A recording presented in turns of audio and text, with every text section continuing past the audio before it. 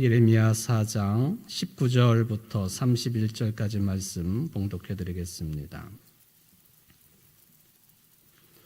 슬프고 아프다. 내 마음속이 아프고 내 마음이 답답하여 잠잠할 수 없으니 이는 나의 심령이 나팔 소리와 전쟁의 경보를 들음이로다.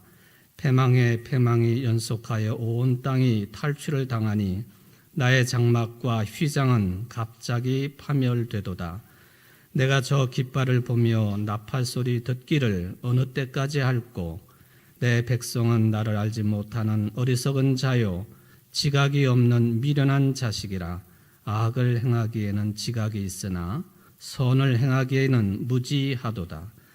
보라, 내가 땅을 본즉 혼돈하고 공허하며 하늘에는 빛이 없으며 내가 산들을 본즉 다 진동하며 작은 산들도 요동하며 내가 본즉 사람이 없으며 공중의 새가 다 날아갔으며 보라, 내가 본즉 좋은 땅이 황무지가 되었으며 그 모든 성읍이 여호와의 앞 그의 맹렬한 진노 앞에 무너졌으니 여호와께서 이와 같이 말씀하시길 이 온 땅이 황폐할 것이나 내가 진멸하지는 아니할 것이며 이로 말미암아 땅이 슬퍼할 것이며 위의 하늘이 어두울 것이라. 내가 이미 말하였으며 작정하였고 후회하지 아니하였은즉 또한 거기서 돌이키지 아니하리라 하셨음이로다. 기병과 활 쏘는 자의 함성으로 말미암아 모든 성읍 사람들이 도망하여 수풀에 들어가고 바위에 기어오르며 각 성읍이 버림을 당하여 거기 사는 사람이 없나니 멸망을 당한 자여 네가 어떻게 하려느냐. 네가 붉은 옷을 입고 금 장식으로 단장하고 눈을 그려 꾸밀지라도 네가 화장한 것이 헛된 일이라. 연인들이 너를 멸시하여 네 생명을 찾느니라. 내가 소리를 들은즉 여인의 해산하는 소리 같고 초산하는 자의 고통하는 소리 같으니 이는 시온의 딸의 소리라. 그가 헐떡이며 그의 손을 펴고 이르기를 내게 화가 있도다. 죽이는 자로 말미암아 나의 심령이 피곤하도다 하는도다. 아멘. 이는 하나님의 말씀입니다. 하나님께 감사합니다. 대림절 예배를 드리고 있는 여러분 모두에게 하늘의 은총과 소망의 인내가 충만하시기를 주의 이름으로 축원을 드립니다. 우리가 지금 소망의 인내 가운데에 주님의 오심을 기다리는 중입니다. 소망의 인내를 통해 승리하시기를 바랍니다. 좀 전에 두 번째 찬송을 부르셨지만 저도 부르기가 매우 어려운 찬송이었습니다.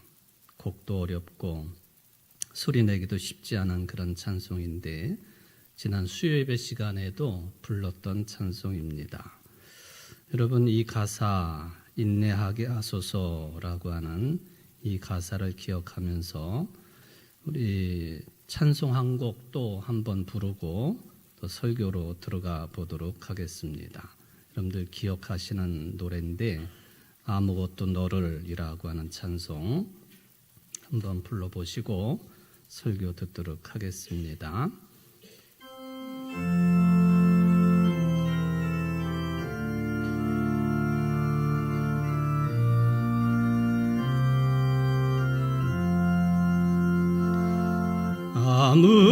아무것도 너를 슬프게 하지 말며 아무것도 너를 혼란케 하지 말지니 모든 것은 다 지나가는 것, 다 지나가는 것. 오 하나님은 불변하시니 인내함이 다 이기느니라. 하나님을 소유한 사람은 모든 것을 소유한 하나님만으로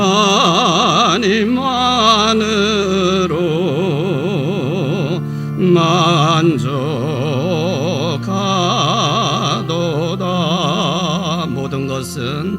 모든 것은 다 지나가는 것, 다 지나가는 것. 오 하나님은 불변하시니 인내함이 다 이기느니라. 하나님을 소유한 사람은 모든 것을 소유한 것이니 하나님만으로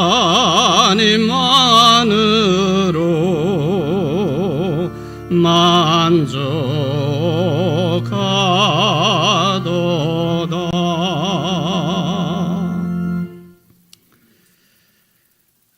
교회 목회라고 하는 것이 늘 그렇지만은 요즘처럼 저에게 인내에 대해서 깊이 생각한 때도 그렇게 많지 않은 것 같습니다.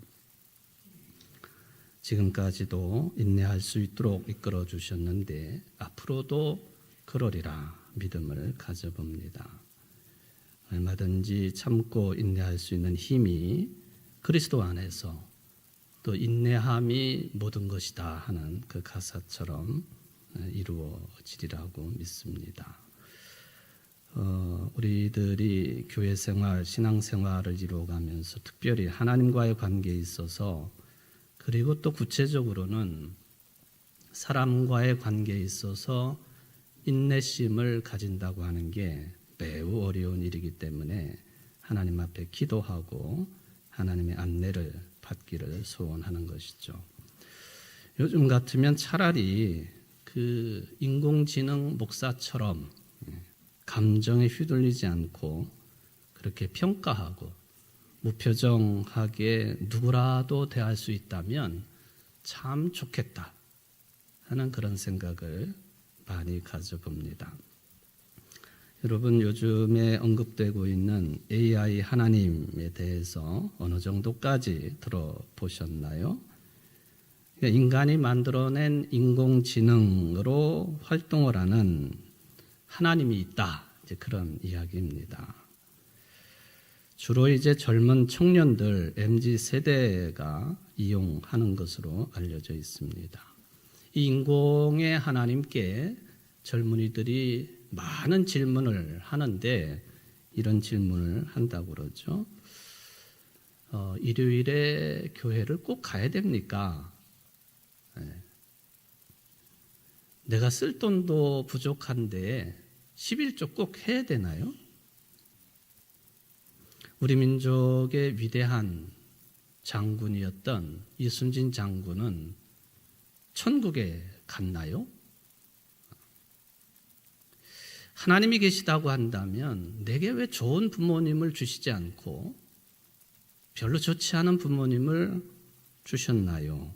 뭐 이런 게 요즘 젊은이들이 인공의 하나님, AI 하나님을 상정하고 물어보는 그런 질문들이라고 알려져 있습니다. 아마도 우리 교회 젊은이들이 저에게는 이런 질문하기가 썩 쉽지 않을 것 같아요. 왜? 제가 대답을 한다 해도 매우 제한적인 답변을 할 수밖에 없겠고요. 또 묻는 사람들이 충분히 예상할 수 있는 소위 말하면은 라떼는 그러면서 고리타분한 답변을 할 가능성이 많습니다. 또 질문을 하는 친구들이 좀 개인적으로 가까운 사이라고 한다면 야, 뭘 그런 걸 질문을 다 하냐 하고 야단칠 가능성도 있겠습니다. 어쨌든 요즘의 젊은이들이 어떤 질문도 척척 답변을 해주고 있는 이 주님 AI에 빠져들고 있다 하는 게 확인이 됩니다. 이 청년들의 신앙 관리를 도와주고 있는 챗 GPT를 기반으로 하는 추원 앱이라고 불리우는 앱이 있어요. 이게 이제 그 월 사용자가 한 3, 4만 명 정도 된다고 합니다. 그 가운데 2030 세대가 60% 정도를 차지를 합니다. 하루에 올라오는 질문이 한 10,000개 정도, 한 달에 30만 개 정도의 질문이 올라온다고 합니다. 좀 전에 제가 뭐 이런 질문을 한다라고 했던 그런 질문이 다수 차지를 하고요. 또 어떤 사람들은 내가 좀 연애를 하고 싶은데 이게 사람이 없습니다. 어떻게 하면 좋겠습니까? 하고 물어보는 질문도 있다고 합니다. 소위 말하면 MZ세대들의 속내를 들어볼 수 있는 그런 질문들이 되겠습니다. 저는 이런 내용들을 접하면서 요즘 젊은이들이 마치 무슨 뭐 타로점을 치는 것처럼 물어보고 또 점쟁이로부터 답을 얻어내는 것처럼 하나님도 그런 식으로 대하는 게 아닌가 하는 생각도 해봅니다만은 MZ세대들이 신앙생활은 해야 되겠고 기존의 교회들을 통해서는 뭐 신앙의 만족도를 높일 수는 없겠고 그러니까 이런저런 방법들이 동원되는데 최신의 기술이 적용이 된 이런 그 챗 GPT를 통한 신앙의 삶을 그냥 유지하고 있구나 하는 그런 느낌을 받게 되었습니다. 그러면은 이 주님 AI가 답변을 하는데 어느 정도 만족도가 있느냐? 이게 만족도가 상당히 높은 것으로 되어 있습니다. 5점 만점에 4점 이상. 5점 만점에 4점 이상.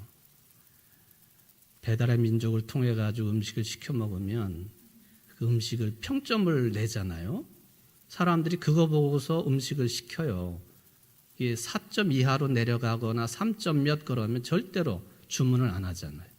그래서 4.8, 9 뭐 이렇게 5점 가까이 돼야만이 믿을만하고 맛있는 데구나 해서 집중적으로 그런 식당에다가 배달 음식을 시켜 먹는 건 아닙니까? 그러니까 하나님에 대한 평가, 이 평점화되어 있다 하는 거예요. 학교만, 세상만 점수화되어 있는 게 아니라 하나님도 점수로 매겨지고 있다 하는 것이죠. 여러분의 하나님은 여러분에게 몇 점 정도 되시나요? 네.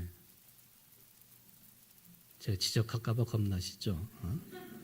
여러분이 믿는 하나님은 여러분에게 몇 점 하나님이신가요? 만족스러우신가요?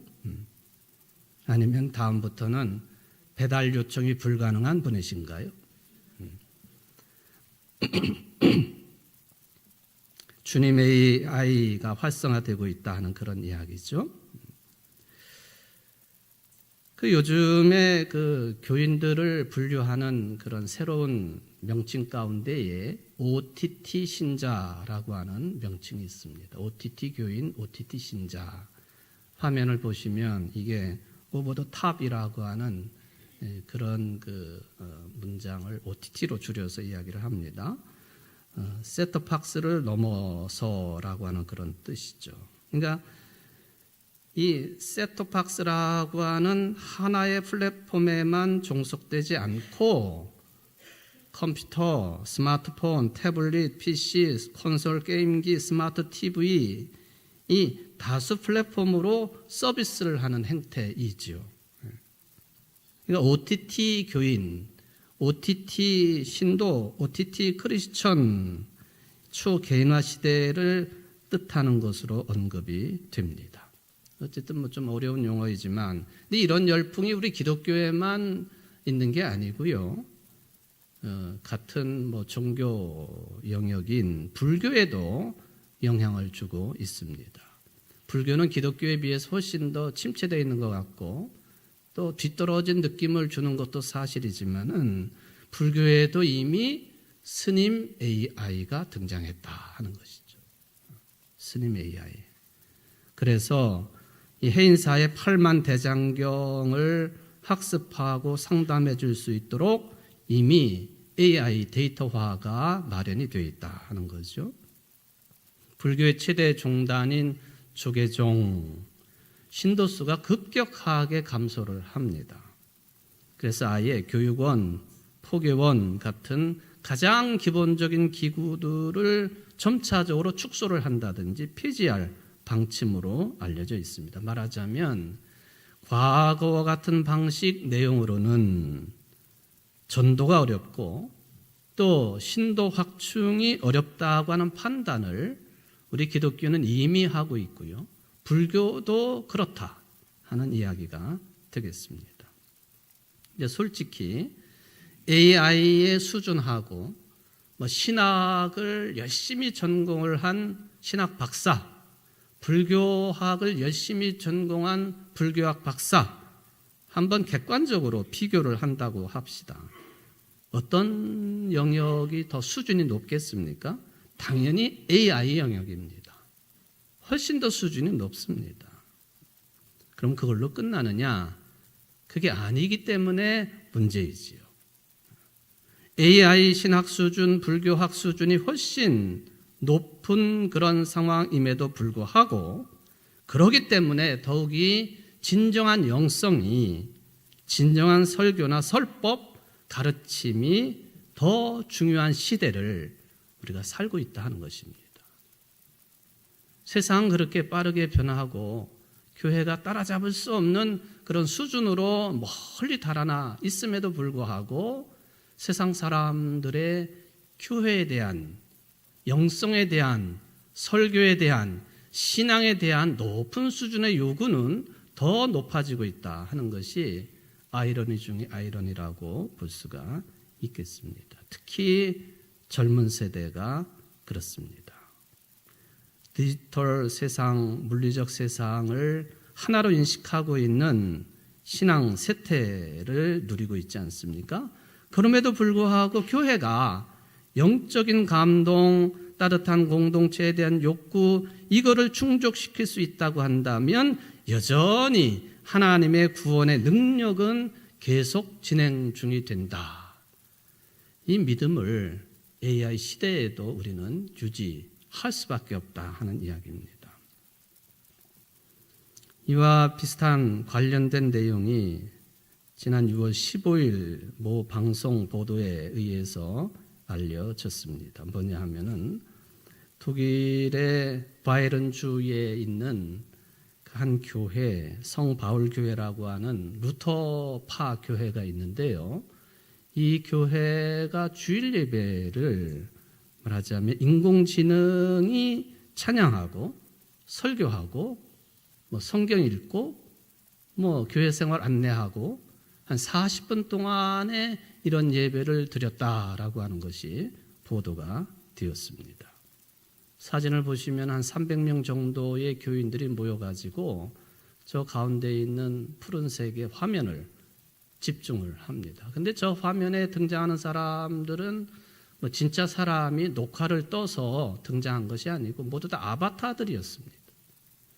흑인이 되었던, 황인이 되었던, 백인이 되었던 어떤 아바타는 나와가지고 예배를 인도하고 어떤 아바타는 찬송을 인도하고 어떤 아바타는 빌립보서 말씀을 가지고 설교를 했다.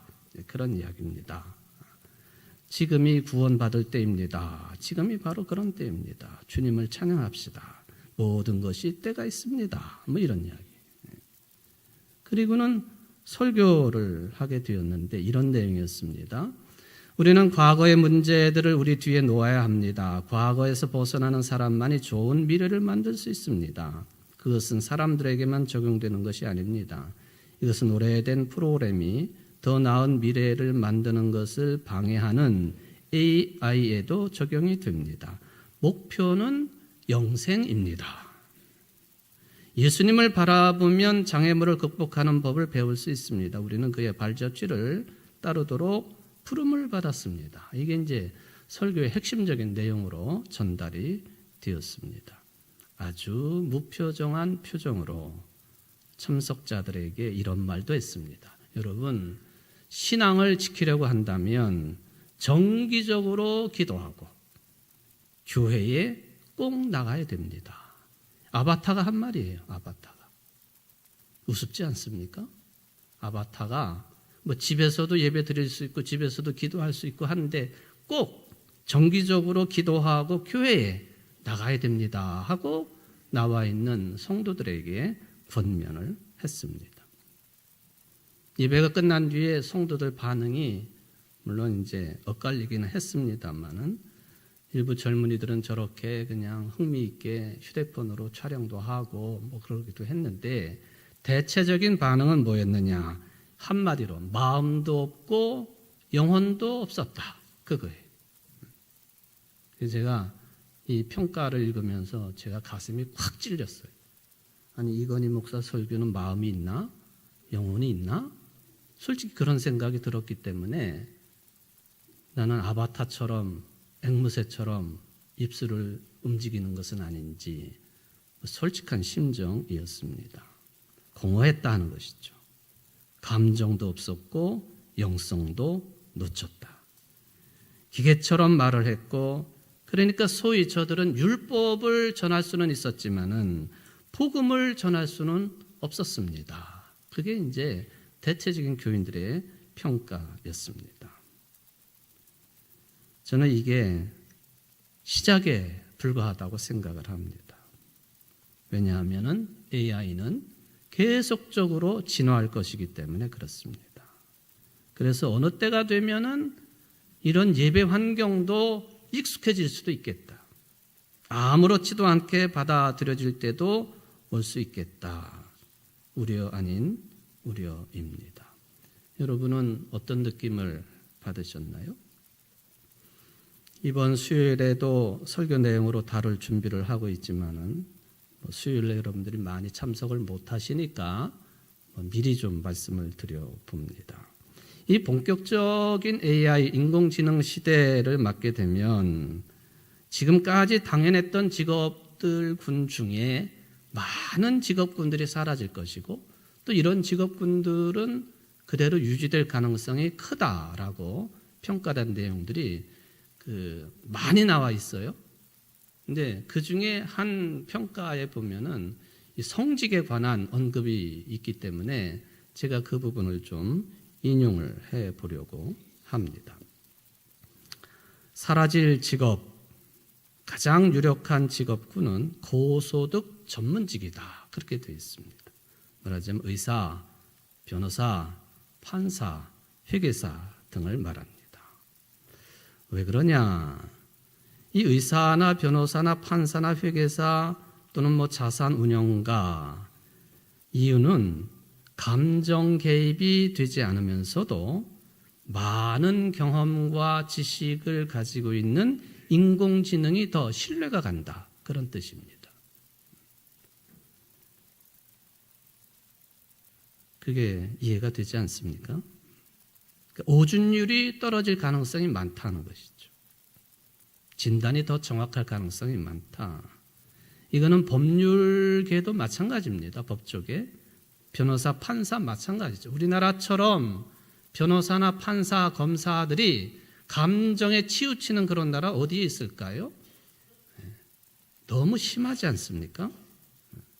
학연, 지연, 관계성, 인간관계 개입되지 않는 영역이 없습니다. 법조계는.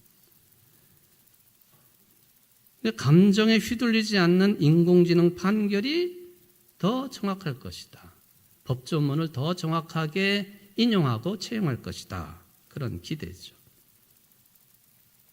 살아남을 직업 뭐냐? 대체로 크게 말하면 얼굴과 얼굴을 맞대어서 진행되는 직업일 경우에는 살아남을 가능성이 많다. 가르치는 일, 그 중에 성직, 설교하고 설법을 하는 성직도 포함이 됩니다. 이게 가장 높은 비율로 살아남을 두 번째 칸에 성직이 들어 있습니다. 제가 크게 위로를 받기는 했습니다만은 대면에서 하는 일이 그렇다 하는 것이죠. 그것도요. 이게 인공지능이 전혀 관여할 수 없느냐? 결코 또 그런 것은 아니기는 합니다. 또 예술가들, 가수나 성악가, 화가, 이 크리에이터들도 대체하기가 어려울 것이다 라고 평가를 합니다. 그래서 저는 목사이기도 하고 또 성경을 전문적으로 공부하는 사람으로서 그러나 피조물인 우리 인간들 그리고 우리 인간의 두뇌 활동 그리고 손 작업으로 탄생된 AI, 인공지능의 활동은 그 분야가 절대적으로 제한적일 수밖에 없다. 이건 믿음이라기보다도 당연히 그렇습니다. 왜 그러냐 하면 여전히 피조물인 인간에 의해서 탄생된 영역이 인공지능이고 챗 GPT고 AI이기 때문에 그렇습니다. 이것들은요 스스로 하나님처럼 없는 것에서 있는 것을 창조하는 능력, 곧 무로부터의 창조 능력은 전혀 없는 거예요. 분명하지 않습니까? 크레이시오 엑스 니힐로, 무로부터의 창조, 모든 우주의 기원은 무에서 창조한다, 창조된 것이다, 그 말씀이죠. 태초에 하나님이 천지를 창조하시니라. 땅이 혼돈하고 공허하며 흑암이 깊음 위에 있고 하나님의 영은 수면 위에 운행하시니라. 그게 그 뜻입니다. 공동번역 성경에 들어있는 외경 가운데 마카베오 하 7장 28절에 보면 어머니가 아이들에게 당부를 합니다. 얘야 너에게 당부한다. 하늘과 땅을 바라보고 그 안에 있는 모든 것을 살펴보아라. 그리고 하느님께서 이미 있는 것에서 그것들을 만들지 않으셨음을 깨달아라. 사람들이 생겨난 것도 마찬가지다.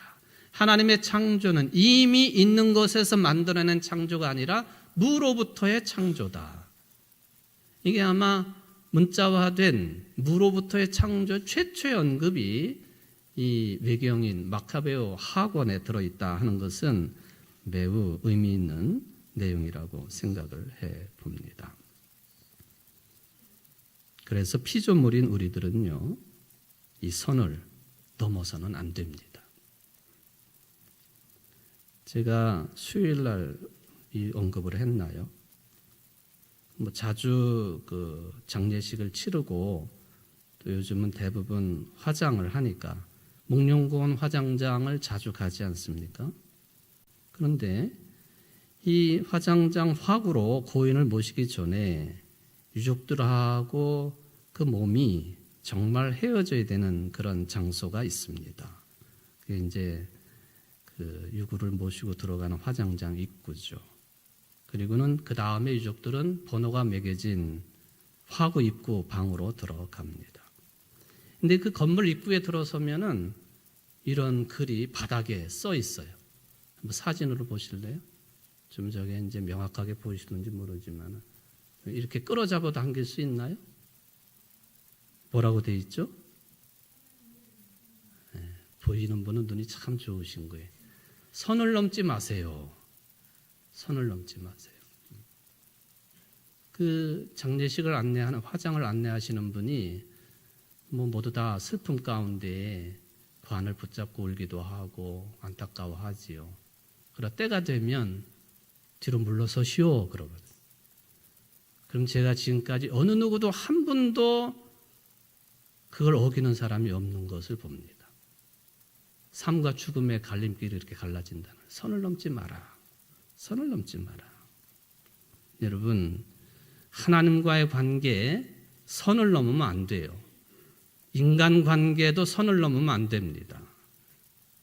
거기서부터 죄의식이 싹 트는 것이요, 불안해지고 본인 자신이 힘든 상태로 떨어지는 거예요. 당연히 피조물인 인간이 창조주 하나님의 선을 넘어서는 안 됩니다. 아담과 하와 그랬다가 원죄의 원흉이 되지요. 제발 선을 넘지 말아야 됩니다. 오늘 본문에 보면은 유다 백성이 하나님을 잘 아는 민족인 것 같지만 그렇지 않다고 하는 예레미야 선지자의 평가를 듣게 됩니다. 안다고 하지만 모르는 상태였습니다. 하나님을 믿는다고 말은 하지만 실제로는 믿지 않는 존재들이 유다 민족이었다. 그런 이야기가 되겠습니다. 기원전 609년에 유다 운명이 걸린 큰 사건이 벌어졌어요. 애굽의 군대하고 유다의 요시야 왕이 전쟁을 벌이다가 요시야 왕이 전사를 합니다. 요시야는 예레미야 선지자하고 연배가 비슷한 것 같습니다. 굉장히 개혁적인 왕이었습니다. 성전을 깨끗이 청소를 하다가 율법책을 발견을 하고 율법 하나님의 말씀에 따라 백성들을 이끌어야 되겠다 하는 생각에 강했던 임금이 요시야 왕이었습니다. 이런 왕이 전사를 하게 되니까 예레미야도 힘을 잃게 되었습니다. 이 요시야 왕이 죽은 다음에 이 유다 민족은요 아주 그냥 어려운 상태로 떨어집니다. 그 중에 뭐냐 하면은 왕을 애굽의 왕이나 바벨론 왕이 지명을 합니다. 마치 우리나라 조선시대 때에 중국 황제가 우리 조선 왕을 지명하듯이 그런 꼴이 되었으니 유다 민족은 처참한 꼴로 떨어지게 되었습니다. 요시야가 죽은 뒤에 그러니까 믿을 만한 왕이 없어요. 정확하게 정세 파악을 하고 나라를 올바르게 이끌어갈 왕, 왕족, 귀족, 당연히 백성들도 사라진 상태입니다. 예레미야서 28장에 보면은 이런 상황에 대한 상징적인 사건이 보도가 됩니다. 성전 안에서 두 선지자들이 경론을 벌였습니다. 한 사람은 하나냐라고 하는 이름의 선지자예요. 또 한 사람이 예레미야였습니다. 하나냐가 말하기를 하나님께서 2년 안에 우리 유다의 어려운 문제를 완벽하게 해결해 줄 것입니다. 바벨론 왕 느부갓네살이 뺏어간 모든 성전 기구들도 돌려받을 것이고 포로들도 돌아올 것입니다. 이는 내가 바벨론의 왕의 멍에를 꺾을 것임이라 여호와의 말씀이니라. 이게 하나냐의 주장이었습니다. 예레미야가 이 사람을 거짓 선지자라고 비판합니다. 선지자 예레미야가 선지자 하나냐에게 이르되 하나냐여 들으라. 여호와께서 너를 보내지 아니하셨거늘 네가 이 백성에게 거짓을 믿게 하는도다. 정반대 의견이 성전 안에서 충돌을 일으켰어요. 둘 다 하나님의 이름을 거명했지만 하나냐는 하나님의 도우심을 설파했고 예레미야는 하나님의 심판을 선포했다는 거예요. 누구의 말이 백성들의 귀를 움직였을까요? 당연히 편한 말이죠. 좋은 말이고 희망찬 말이죠. 그런데 예레미야는 줄창 심판을 외쳤습니다. 그러니까 백성들이 예레미야를 미워합니다. 공공의 적이 되었고 실제로 예레미야는 죽을 고비를 여러 번 넘겼습니다. 그렇다면 왜 예레미야는 그렇게 미움의 상대가 되면서 위로는 하지 못하고 심판을 선포해가지고 심란하게 만들었을까? 예루살렘 성전 건물 중심의 신앙관, 바알 숭배의 열정적인 신앙관, 이거에 절대적으로 목을 메고 있는 이스라엘 백성들을 심판한 거예요. 그게 당장은 위로가 되는 것 같지만 그건 한순간뿐이다. 일종의 카타르시스를 경험할 수는 있겠지만은 그거는 한순간뿐이다. 그러니까 하나냐는 백성들의 이런 신앙관을 한쪽으로 몰고 갔어요. 현실을 외면하게 만들었습니다. 그러니까 거짓 선지자예요. 사입이라고 하는 평가를 예레미야로부터 받습니다. 계속 비판을 합니다. 우리 신앙인들은 이런 현상들을 피하고 빠져나오기 위해서라도 생명의 기준점인 하나님 말씀에 가까이 가는 게 최선이지요. 예레미야는 바벨론 포로로 잡혀갈 때까지 이런 말씀을 줄기차게 전했습니다. 고독한 길을 갔어요. 가지 않으면 안 되는 길이었습니다. 소위 사명의 길이었습니다. 목숨을 바친 거죠. 그렇다면 늘 진리의 말씀에 귀를 기울이고 살아야 했던 하나님의 백성이라 자처하는 유다 백성들은 왜 이런 하나냐 같은 거짓 선지자들 가르침에 쉽게 넘어가고 값싼 위로에만 귀를 기울였을까요? 대답은 아주 간단해요. 예레미야가 말하기를 하나님을 제대로 알지 못하기 때문이다. 오늘 본문 22절을 보니까 내 백성은 나를 알지 못하는 어리석은 자요 지각이 없는 미련한 자식이라 악을 행하기에는 지각이 있으나 선을 행하기에는 무지하도다. 오늘 설교 제목이 여기서 나왔습니다. 백성들이 어리석고 지각이 없어가지고 악을 행하는 데는 아주 빠르고 머리를 재빠르게 굴리기는 하지만은 선을 행하는 일에는 아주 무지한 존재들이라고 하는 말이에요. 하나님을 제대로 알지 못하니까 이런 구체적인 삶의 모습이 드러났다 하는 것이죠. 그래서 호세아 선지자는 호세아서 6장 3절에 말씀하시기를 그러므로 우리가 여호와를 알자 힘써 여호와를 알자 하고 선언하지 않습니까? 다른 많은 선지자들도 이 비슷한 말씀을 선언했습니다. 이 여호와 하나님을 아는 것이 신약에서는 예수님을 아는 지식으로 받아들여집니다. 베드로후서 3장 18절 오직 우리 주 곧 구주 예수 그리스도의 은혜와 그를 아는 지식에서 자라가라. 요한복음 10장 15절은 한 걸음 더 나아갑니다. 예수님이 하나님 아버지를 알고 하나님이 예수님을 안다. 신앙인식이죠. 그러니까 예수님을 아는 것이 곧 하나님을 아는 것이다. 그러니까 예수님을 만나는 것이 곧 하나님을 만나는 것이다. 예수님과 하나 되는 것이 곧 하나님과 하나 되는 것이다. 요한복음의 아주 중요한 내용 아닙니까?